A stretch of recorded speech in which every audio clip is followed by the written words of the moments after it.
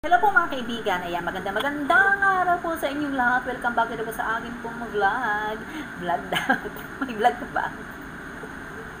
Ako pong muli niyo pong makakasama, mga kanig, makakaulayaw. Ang nag-aangking kakaibang ganda na hindi inakala at kinatatakutan ng madla.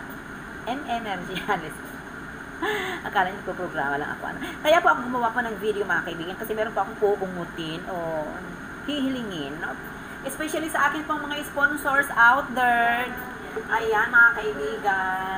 Ang plano ko po kasi ngayon pong darating na December, gusto ko po sanang gawin natin ulit yung ginawa po natin way back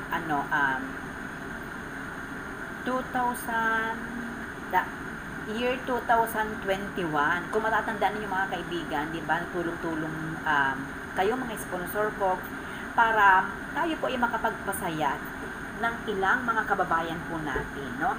Ang gusto ko po sanang gawin, tulad po nung dati, yung pong namimigay po tayo ng 1 kilong spaghetti na may kasama pong 1 kilong malagkit na bigas or glutinous rice. Diba? Ang target ko pong pagbigyan, tulad din naman ulit ng dati, diba? Yung pong mga small vendors, yung po bagang mga vendor na naglalako lang na sa bilao nakalagay yung kanilang mga paninda. And also street sweepers. Yan, yung street sweepers ng ating mga kababayan. Tsaka yung mga balot vendors. Yan. At tsaka gusto ko rin pong bigyan yung pong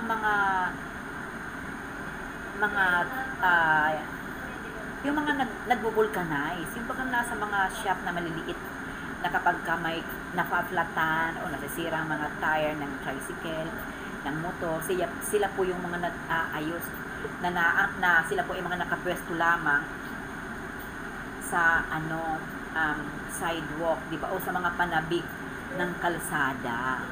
Kung saan kapag ka may nasirang motor o tricycle, doon humihinto para magpaayos ng kanilang mga nasirang gulong.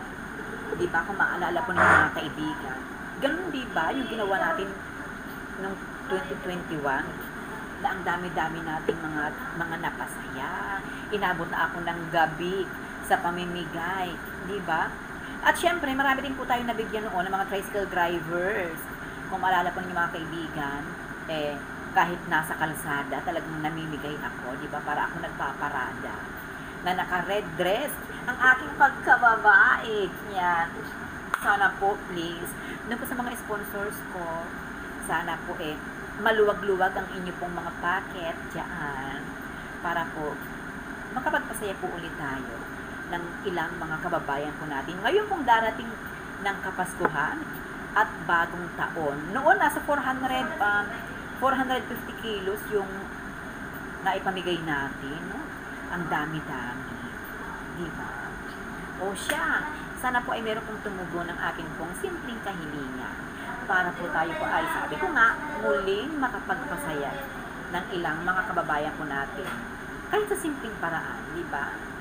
Thank you so much. Bye and God bless.